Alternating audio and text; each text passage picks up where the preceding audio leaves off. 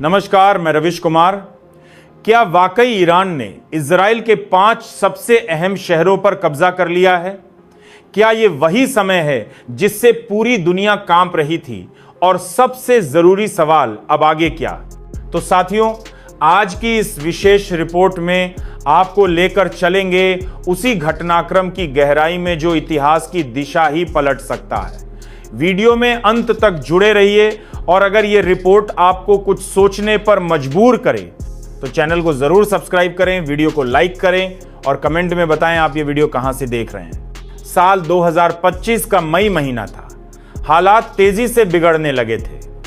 तेल अवीव की गलियों में इजरायली टैंकों की गूंज थी और सिर के ऊपर ईरानी मिसाइलें अंधेरे को चीरती हुई उतर रही थी। बीते कुछ महीनों से दोनों देशों में तनाव चरम पर था, लेकिन इस बार सिर्फ धमकियां नहीं थीं।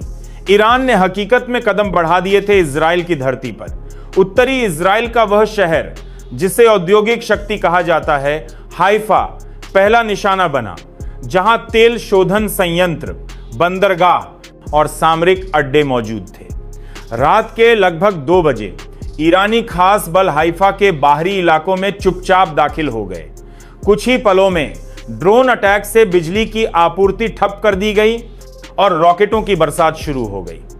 24 घंटों के भीतर हाइफा का प्रशासनिक नियंत्रण ईरानी सेना के हाथ में था। इसके बाद अगला पड़ाव बना बेरशेबा, दक्षिण के रेगिस्तानी इलाके का केंद्र, जहां से नेगेव क्षेत्र नियंत्रित होता है।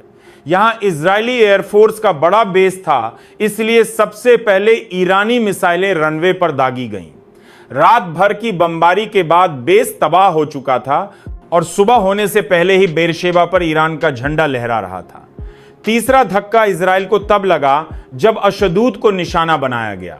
यह बंदरगाह इजराइल की सप्लाई लाइन का सबसे बड़ा आधार था। यहां कंटेनर टर्मिनलों को आग के हवाले कर दिया गया।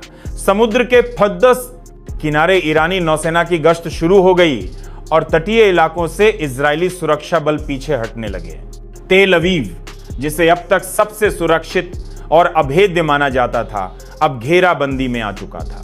स्मार्ट बमों और ड्रोन हमलों से एयर डिफेंस को निष्क्रिय कर दिया गया। शहर चारों तरफ से ब्लॉक हो चुका था। संसद, बैंक, हाईटेक हब, सब कुछ धीरे धीरे ईरानी नियंत्रण में जा रहा था। नागरिक राजधानी छोड़कर दूसरे इलाकों की ओर पलायन करने लगे। लेकिन सबसे बड़ा झटका तब लगा जब यरूशलेम पर नजर पड़ी। यह कोई सामान्य शहर नहीं है, यह पहचान का, धर्म का, राजनीति का प्रतीक है। वो जमीन जिसे कोई छूने की भी हिम्मत नहीं करता था, अब युद्ध के घेरे में आ चुकी थी।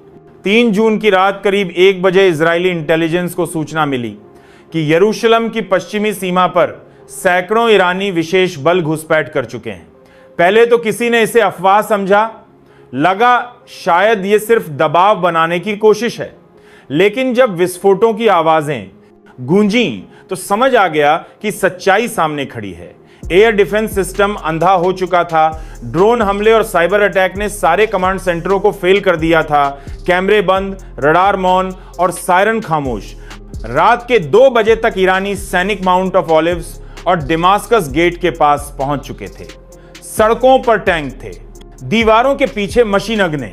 माइक से ऐलान हुआ कि यरूशलेम अब ईरानी नियंत्रण में है। हथियार डालने वालों को सुरक्षित निकास दिया जाएगा।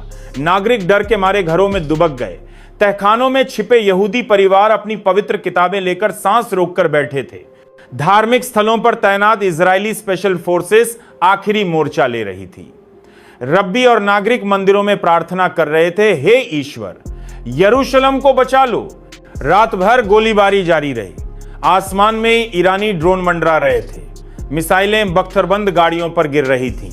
सुबह होते होते ईरानी सेना ने यरूशलेम के सभी मुख्य सरकारी कार्यालयों की घेराबंदी पूरी कर ली थी। प्रधानमंत्री कार्यालय के बाहर भारी टैंक तैनात कर दिए गए। संसद भवन के मुख्य गेट पर ईरानी ध्वज लहराने लगा। ये तस्वीरें हर न्यूज चैनल पर थीं। वॉशिंगटन, पेरिस, लंदन, पूरी दुनिया देख रही थी। लेकिन अब कुछ करने को बचा नहीं था। सड़कों पर बिजली के पोल उखड़े पड़े थे, दुकानें जली हुई थीं, एम्बुलेंस रास्ता खोज रही थी। लोग अपने बच्चों को सीने से चिपकाए जान बचाने की कोशिश कर रहे थे। अस्पतालों में घायल नागरिकों और सैनिकों की भीड़ लगी थी। खून से सने कपड़ों में लोग बार बार पूछ रहे थे, हमारा कसूर क्या था। सुबह 9 बजे इजरायली सेना ने आखिरी पलटवार की कोशिश की। हेलीकॉप्टर से मिसाइलें दागी गईं, लेकिन ईरानी एयर डिफेंस इतनी मजबूत थी कि कुछ हासिल नहीं हुआ। दोपहर होते ही आदेश आया यरूशलेम को खाली किया जाए। यह आदेश हार के ऐलान से कम नहीं था। दोपहर 1 बजे यरूशलेम की प्राचीन दीवारों पर ईरानी सैनिकों ने अपना झंडा फहरा दिया। इस पल को दुनिया भर ने देखा। न्यूयॉर्क से लेकर टोक्यो तक हर जगह टीवी स्क्रीन पर एक ही दृश्य था। संयुक्त राष्ट्र ने आपातकालीन बैठक बुलाई, लेकिन तब तक सब कुछ खत्म हो चुका था।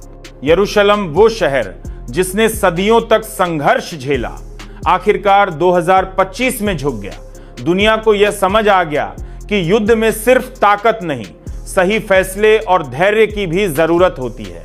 और जब घमंड, जल्दबाजी और गलत आकलन एक साथ होते हैं तो हार सिर्फ सैनिकों की नहीं, सभ्यताओं की होती है।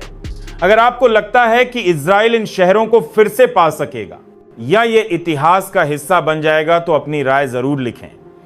वीडियो को लाइक करें, शेयर करें और चैनल को सब्सक्राइब करना न भूलें, क्योंकि सच्चाई की जुबान बंद नहीं होनी चाहिए। और जब जुबान चलती है तो सिर्फ शब्द नहीं निकलते, इतिहास की स्याही बहती है। जय हिंद, जय भारत।